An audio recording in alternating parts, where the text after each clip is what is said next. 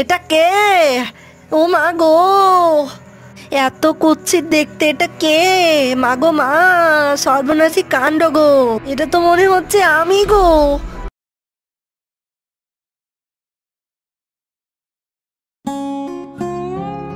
একটি গ্রামে রোহিণী নামের একটি মেয়ে বাস করত। রোহিণীর বাবা মা কেউ ছিল না, সে তার ভাই আর ভাবির সঙ্গেই থাকতো। রোহিণী দেখতে অনেকটা কালো ছিল বলে তার ভাবি তাকে সব সময় অনেক কটু কথা শোনাতে থাকতো। এতে রোহিণী অনেক কষ্ট পেত। রোহিণীর সংসারে তাকে বোঝার মতো কেউ ছিল না। মা, মা গো, কোথায় চলে গেলে আমাকে ছেড়ে? মা, এই সংসারে আমাকে কেউ বোঝে না মা, এমনকি আমার ভাইও না। আমার ভাইয়ের বউ আমাকে সারাটা দিন চাকরের মতো খাটায়, আমাকে কালু কালু বলে সবসময় খ্যাপাই। মা, তুমি কোথায় চলে গেলে মা? আমাকে ছেড়ে কেন চলে গেলে মা? ফিরে এসো, ফিরে এসো মা। কিরে নবাবজাদি, মাছ কাটতেই যদি এত সময় নিস, তাহলে সংসারের বাকি কাজগুলো কখন করবি? হ্যাঁ, দেখতে তো একদম পাতিলের কালির মতন কালো চেহারা। আমার কি মনে হয় জানিস? আমার মনে হয় তোর বাবা মা তোকে কোথাও থেকে কুড়িয়ে নিয়ে এসেছে, নইলে তুই আবার এত কালো হলি কি করে? এই তো ভাবি, মাছ কাটা প্রায় শেষ হয়ে গেছে, আমি বাকি কাজগুলো খুব তাড়াতাড়ি করে ফেলবো ভাবি, আপনি কোনো চিন্তা করবেন না ভাবি।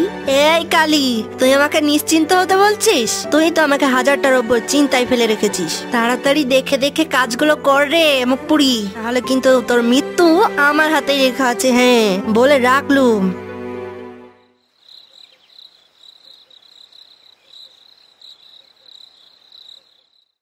গিন্নি, কি হয়েছে তোমার? সব সময় তুমি মুখটা বেজার করে রাখো কেন?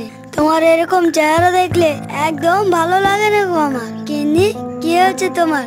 বলো না, বলো না, বলো গিন্নি, কি হয়েছে তোমার? তুমি জানো না আমার কি হয়েছে? আমার আর ভালো লাগছে না, জানো তো? তোমার ওই কালিয়া বোনটার জন্য আমাকে কত কথাই না শুনতে হয়। সবাই বলে তোমার ওই কালী বোনটার জন্য আমার ঘরের সব উজ্জ্বলতা নষ্ট হয়ে গেছে। তুমি যেভাবেই হোক ওর একটা কিন্তু বিয়ের ব্যবস্থা করো। আর ভালো লাগছে না। ওই মেয়ে যেদিন এই ঘর ছাড়া হবে সেদিন আমি একটু শান্তিতে থাকতে পারবো, বুঝতে পেরেছো? আরে গিন্নি, তুমি একদম চিন্তা করো না। পাশের গ্রামে একটা পরিবারকে পায়ে ধরে রাজি করেছি, জানো ওরা রোহিণীকে ওদের ঘরে বউ বলে মেনে নেয়। আগামী কালকেই ওরা দেখতে আসবে, জানো তো গিন্নি? তোমার কষ্টের দিন এবার শেষ। যাক বাবা, খবরটা শুনে একটু শান্তি পেলুম। তুমি খুব ভালোই কাজ করেছো গো। এখন যদি ও চলে যায় তাহলে আমি একটু শান্তিতে থাকতে পারবো।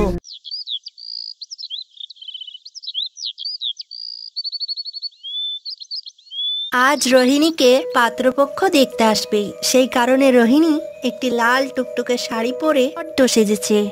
ছি ছি ছি, কি কানিন্দি মেয়ে! আবার কি ধরনের মেয়ে গো? আপনারা বলেছেন তো মেয়ে দেখতে সেম, লাখন তো দেখছি কালো একবার গেয়েও। এই মেয়েকে যদি ঘরের বউ বানায় তাহলে তো সমাজে আমি মুখকে দেখাইতে। বাবারে বাবারে, পালারে, ওই মেয়েটা দেখতে কালো, তারপর পরেছে দেখো একবার লাল শাড়ি, মানে পেতনি গো পেতনি। আরে দয়া করে একটু দেখুন না আপনাদের ঘরের বউ করা যায় কিনা। যত যৌতুক লাগে সব আমি দেবো গো। আমরা খেয়ে টাকা পয়সা গরম একদম দেখাবো না, আমাদের টাকা পয়সা কিন্তু কম নেই, কিন্তু এই মেয়ে আপনাদের কাছেই থাক, আমরা চললুম গো। আরে আরে শুনুন না, শুনুন কথাটা শুনুন। কিন্তু পাত্রপক্ষ কোনো কথাই শোনেনি, তারা চলে গেল। দেখলি আমি তোকে যে কালু কালু বলে খেপাই, এমনি এমনি না, দেখলি তো? এটা তারই একটা উদাহরণ। তোকে কেউ দেখে পছন্দ করে না, বুঝতে পারলি? কালুরাম, কোথাও পড়ে মরতে পারিস না। আমি যদি তোর জায়গাতে থাকতাম কবে মরতাম। আর দিলি তো আমার সব সুখ শান্তি নষ্ট করে। এখন থেকে তোকে আবার আমাকে সহ্য করতে হবে। বেরো চোখের সামনে থেকে, যত সব অপয়া। রোহিণীর ভাবি রোহিণীকে অনেক ভাবে অপমান করতে থাকে, কিন্তু রোহিণী শুধু ড্যাব ড্যাব করে তাকিয়েই থাকে, আর কিচ্ছুই বলে না।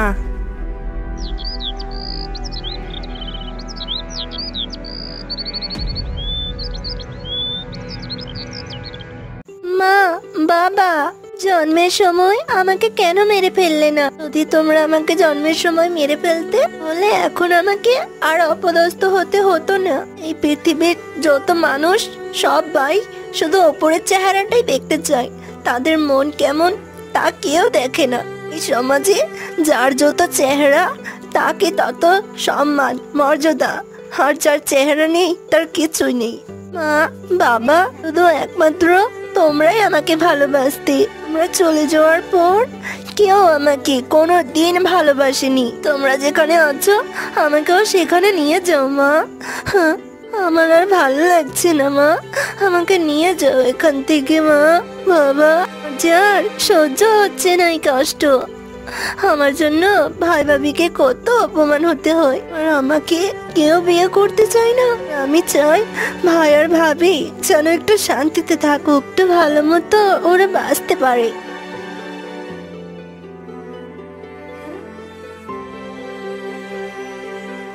কিরে মুখপড়ি, ওইখানে রাজকুমারীর মতো সেজে কুজে বিছানার উপর বসে কি করছিস শুনি? হ্যাঁ, ঘাট থেকে কি পানি আনতে যাবি কি যাবি না? মনে হচ্ছে আমার ঝাঁটা অস্ত্রটা তোর জন্য নিয়ে আসতেই হবে।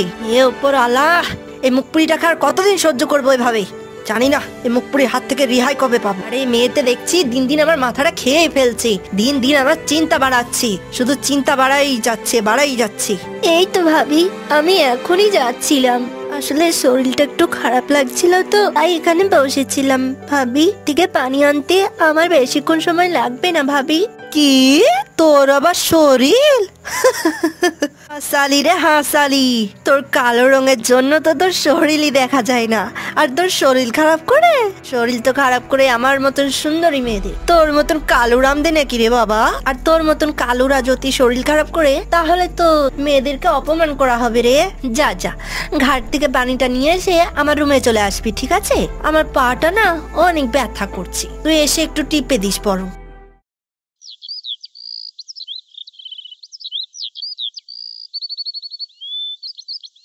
একদিন রোহিণীতে বাড়িতে এক ভিক্ষুক বুড়ি মা এসে রোহিণীদেরকে ডাকতে থাকে। রোহিণী, ও রোহিণী, ঘরে আছো রোহিণী মা? তোর সাথে আমার দুটো কথা ছিল রে মা। ওই রে রোহিণী, এদিকে একটু আয় রে মা, তোর সাথে যে আমার একটু দরকারি কথা আছে। ভিক্ষুক বুড়িমার ডাকা ডাকিতে রোহিণী সেখানে এসে পৌঁছয়। রোহিণী অনেকটা অবাক হয়ে গেছিল, কারণ অনেক বছর পর কেউ তার নাম ধরে অনেক আদর করে তাকে ডাকাডাকি করছিল। আরে বুড়িমা, কে আপনি?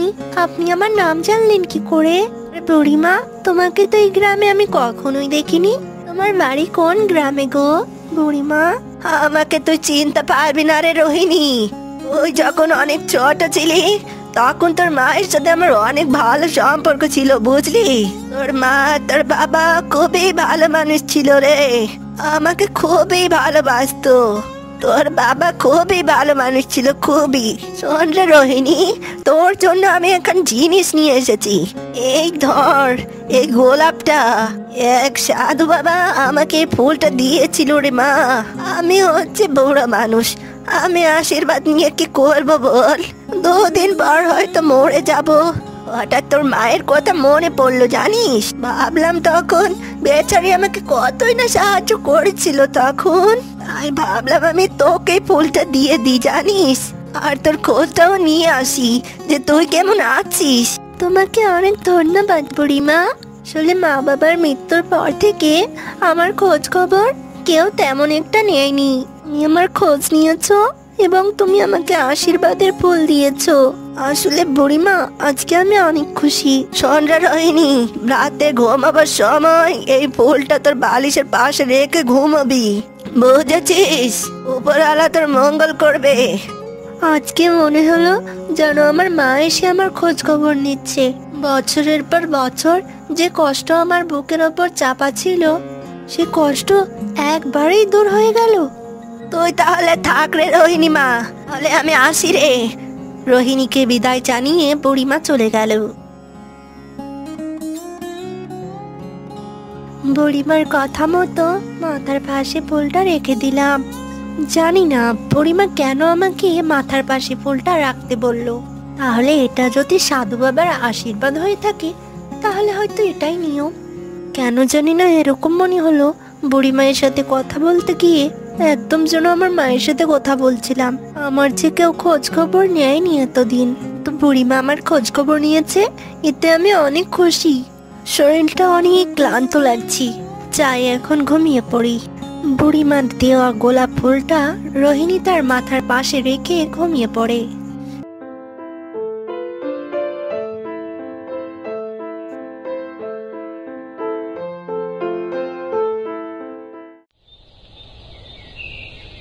ই মা, এটা কি করে হলো? আমার গায়ের রং এরকম দুধে আলতা হলো কি করে?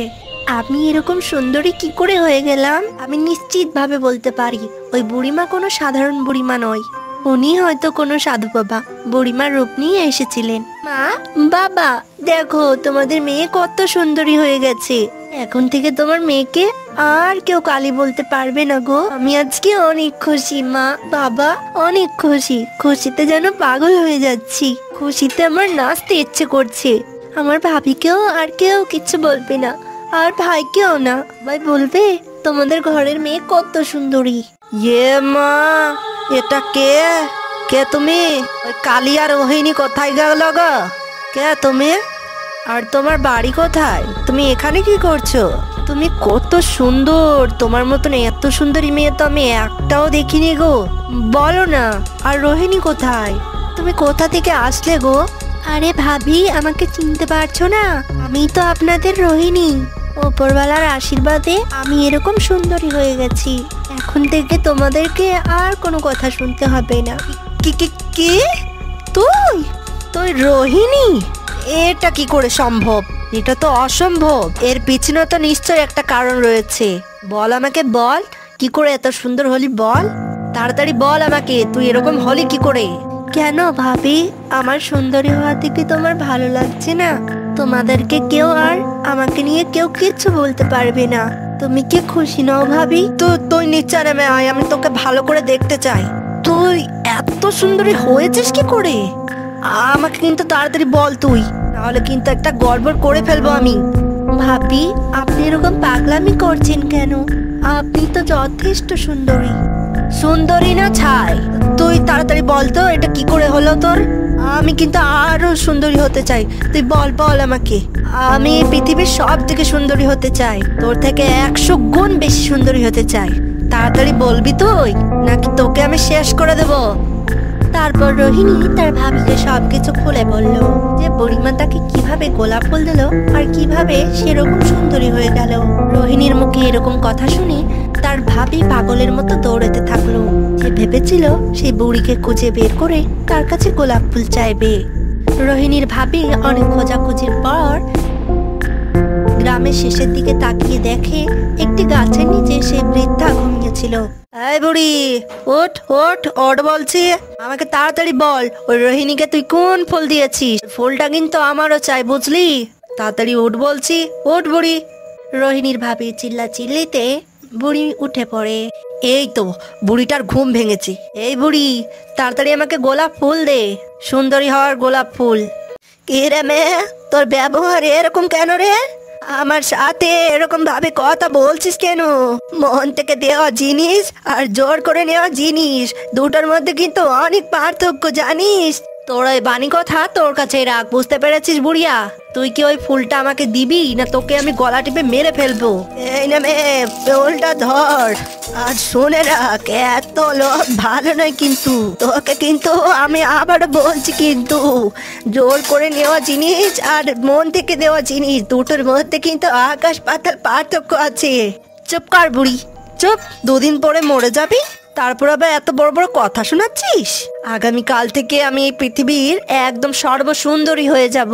আমার যে কি খুশি লাগছে তা বলে বোঝাতে পারবো না। এই কথা বলে রোহিণীর ভাবি সেখান থেকে নাচতে নাচতে চলে যায়। বুড়িমা তাকে আর কিছুই বলেনি, সে শুধু একালে হাসতে থাকে। এই তো এই জায়গাটার মধ্যেই ফুলটা রেখে দিই, সকালে উঠতে দেখবো আমি কতই না সুন্দরী হয়ে গেছি। এই পৃথিবীর সব থেকে সুন্দরী রূপকুমারী, যে এত খুশি লাগছে যা বলে বোঝাতে পারবো না কাউকে। এবার দেখবি রোহিণী, তোর থেকে 1000 গুণ সুন্দরী হয়ে দেখাবো আমি। রোহিণী, তুই সকাল পর্যন্ত অপেক্ষা কর, তারপর দেখ আমি কতটা সুন্দরী হয়ে যাই। যাই যাই, এখন আর কথা বলে লাভ নেই, ঘুমিয়ে পড়ি। যত তাড়াতাড়ি ঘুমাবো তত বেশি সুন্দরী হয়ে যাব। এই কথা বলে রোহিণীর ভাবি তখনই ঘুমিয়ে পড়ে। না, এটা কে? ও মা গো, এত কুৎসিত দেখতে, এটা কে? মাগো মা, সর্বনাশী কাণ্ড গো, এটা তো মনে হচ্ছে আমি গো। এটা আমার সাথে কি হলো গো? আমি এরকম হয়ে গেলাম কি করে গো? আমার তো পৃথিবীর সব থেকে সুন্দরী হওয়ার কথা ছিল, এটা কি করে হলো? আমি এখন কি করি? কি করে সমাজে এই মুখ দেখাবো গো? কি হবে আমার? এ উপর আল্লাহ, এগুলো কি হলো আমার সাথে গো?